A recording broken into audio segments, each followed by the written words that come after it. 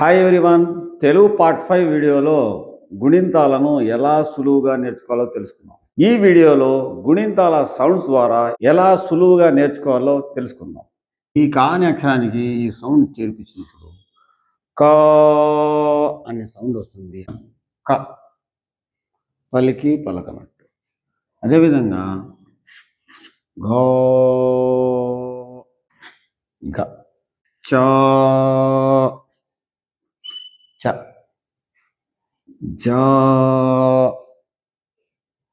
జ విధంగా ఉచ్చారణ ఈ అక్షరానికి ఈ సౌండ్ చేర్పించినప్పుడు ఏ సౌండ్ వస్తుంది? కాకు ఆ అనే సౌండ్ చేరుతుంది. ఇక్కడ అ అనే సౌండ్ కా క. ఈ విషయాన్ని మనం పిల్లలకు అవగాహన చేయించగలిగితే టకటగా చెబుతారు, చకచక రాస్తారు. దీనికి ఈ సౌండ్ చేర్పించినప్పుడు ఈ రెండింటిని కలిపి చదివేటట్టు పిల్లలకు అవగాహన కల్పించాలి.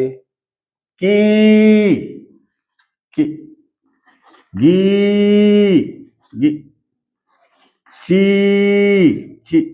చూడండి, ఇవి పలికేటప్పుడు ఈ అక్షరానికి ఈ సౌండ్ కలిపి పలికే విధంగా మనం అవగాహన కల్పించాలి. నెక్స్ట్ ఇక్కడ మనం అక్షరాలను ఆ సౌండ్స్ ఉపయోగించి ఏ విధమైన ప్రొనౌన్సియేషన్ ఉచ్చారణ వస్తుందనేది విషయాన్ని ఇక్కడ అవగాహన కల్పించాము. సెకండ్ స్టెప్లో వచ్చే వరకు కీర కిర, గీత గీత, చీర చిర, జీర జిర, టీక టిక, డీరు డిరు, తీరు తిరు, దీనం దినం, నీరు నిరు, పీట పిట, బీర బిర, మీసం మిసం, రీలు రిలు, వీణ వీణ, లీటరు లిటరు, శీరం శిరం, హీనం హీనం.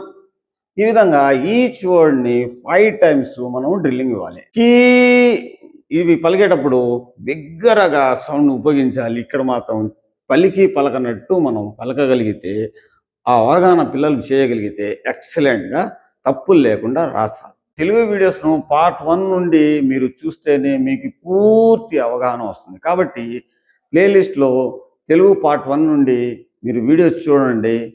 ఏవైనా మీకు డౌట్స్ ఉంటే నాకు కామెంట్ చేయండి, నేను మీకు సపోర్ట్ చేస్తాను. నెక్స్ట్ వీడియోలో ఈ సౌండ్స్ను ఉపయోగించి ఏ విధంగా సులువుగా నేర్చుకోవాలో తెలుసుకుందాం. Keep smiling, keep watching. By by.